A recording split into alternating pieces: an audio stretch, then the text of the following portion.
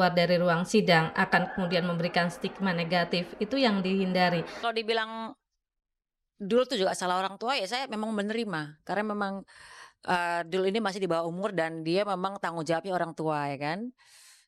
Eee, Orang tua tuh harus memberitahu yang mana yang baik, mana yang enggak ya kan. Kalau dibilang salah orang tua, betul salah orang tua memang gitu, karena memang ya ini tanggung jawab saya dan Mas Dani ya kan.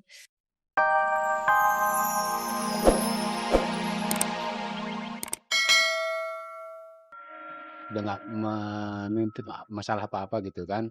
Karena dari penjadian awal dari keluarga setelah penguburan itu, mereka mengikhlaskan kok, nggak ada menuntut sama sekali dan nggak ada mau disangkut-sangkutkan dalam masalah hukum ini. Satu hal yang pertama kali aku ucapkan adalah innalillahi wa inna ilaihi rajiun. Jadi dari Allah kembali ke Allah.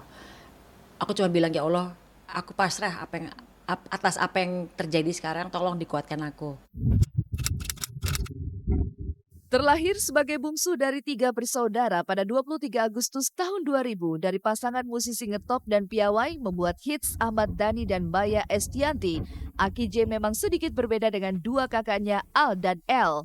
Rambut Aki J yang kriwil serta perawakannya yang sedikit cabi membuat ia memiliki keistimewaan meski kulit Aki J dan dua kakaknya sama-sama putih.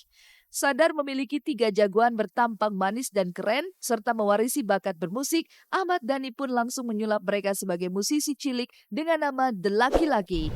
Bahkan Aki J yang masih duduk di bangku sekolah dasar saat itu telah mahir memetik bass dan gitar. Tetapi di saat lagu Aku Bukan Superman sudah tidak lagi booming, tiba-tiba saja pada 8 September 2013 silam, Aki J membuat mata terbelalak.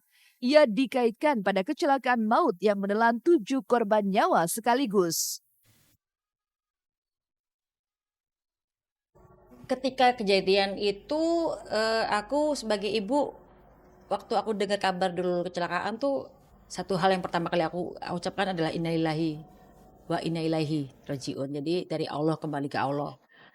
Aku cuma bilang, ya Allah, aku pasrah atas apa yang terjadi sekarang, tolong dikuatkan aku.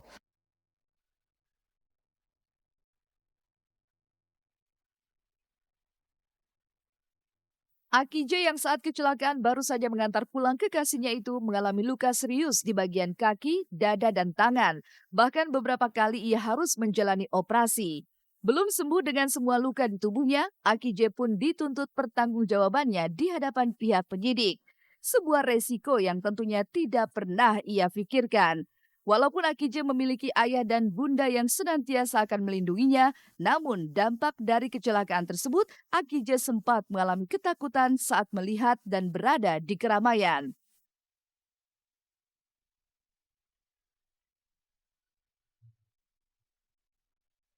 Karena dia sekarang kayak semacam anti keramaian. Jadi kalau ada rame-rame di rumah, dia lebih baik menyendiri.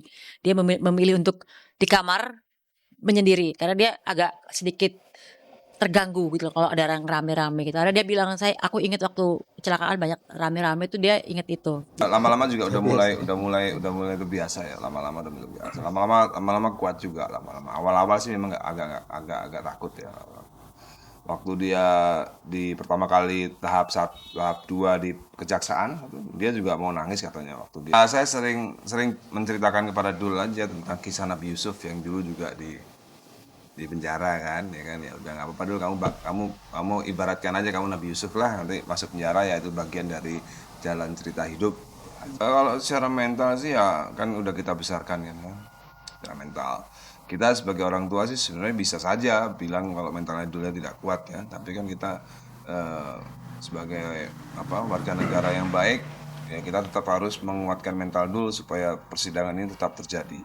Meskipun dalam tanda kutip kita sebagai orang tua juga bisa melindungi psikis dari si anak ya. Kita bisa melindungi sebenarnya dalam tanda kutip melindungi supaya tidak terjadi adanya pengadilan ya. Tapi kita tetap sebagai warga negara yang baik, kita jalani saja peradilan ini prosesnya seperti biasa, meskipun sebenarnya spirit Undang-Undang tahun 2012 itu sudah tidak boleh lagi ada pengadilan tanpa anak. Tersandungnya Aki J pada persoalan hukum ini tentunya membuat Baya Estianty terkejut. Pasalnya, sejak ia berpisah dari Aki J pada usia 6 tahun, bocah bau kencur itu masih senang bergelayut manja dalam pelukannya. Namun kini, ketika berada di usia transisi, sosok Aki J yang manja berubah menjadi remaja. Namun benarkah ketika menikmati masa remajanya, Aki J memendam sebuah kerinduan untuk bisa dipeluk oleh bundanya? Ironisnya, pelukan itu memang berhasil ia dapatkan, namun ketika tubuhnya hanya bisa terbaring di rumah sakit. Kalau dulu emang sosok yang manja dari kecil sampai umur ketika aku pisah sama dulu tuh umur 6 tahun ya dulu ya. Terus dia tuh sosok yang manja yang maunya dipeluki. Kemudian seminggu sebelum kejadian kecelakaan dulu dia sempat bilang ke teman-temannya, sempat bilang ke supirnya bahwa dia kangen banget sama bunda, pengen pelukin bunda gitu.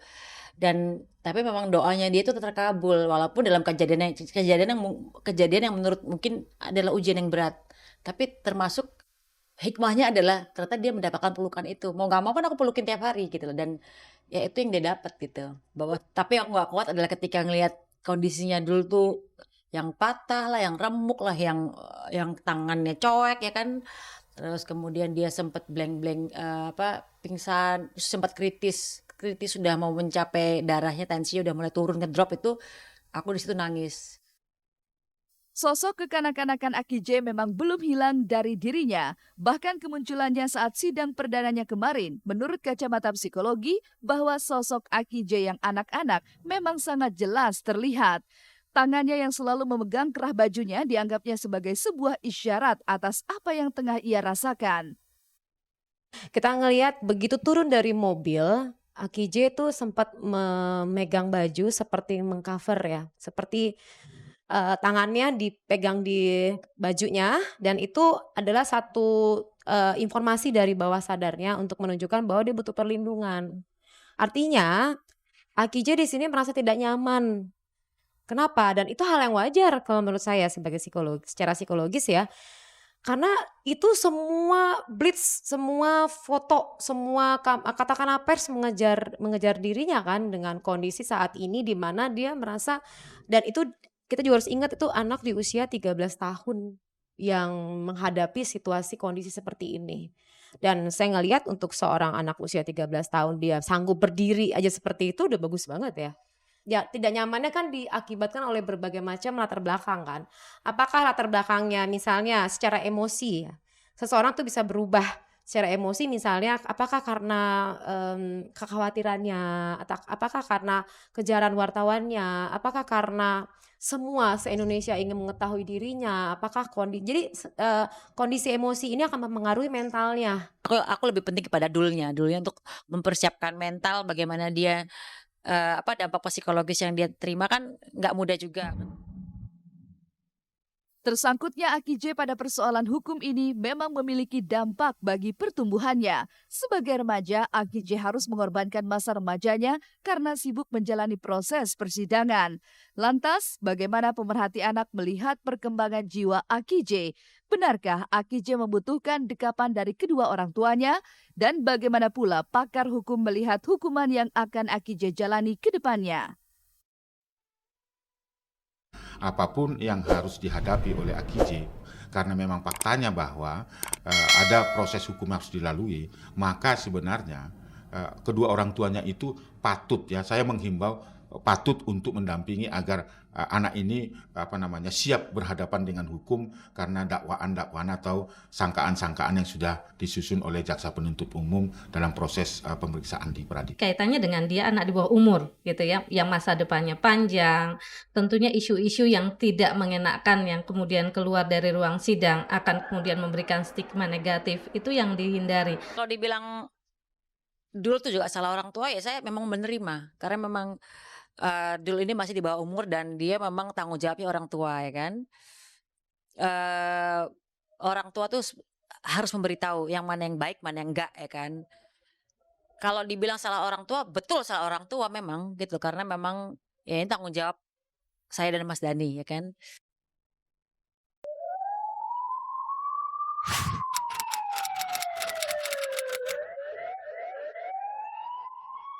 Resiko menjadi seorang entertainer sukses salah satunya adalah minimnya waktu untuk bisa berkumpul dengan keluarga. Pasalnya, waktu bersama keluarga seakan menjadi sangat mahal harganya. Harus dibutuhkan siasat juga keberanian agar antara waktu berkumpul dan pekerjaan tidak ada yang merasa dirugikan. Inilah konsekuensi yang harus diambil komedian Daus Mini.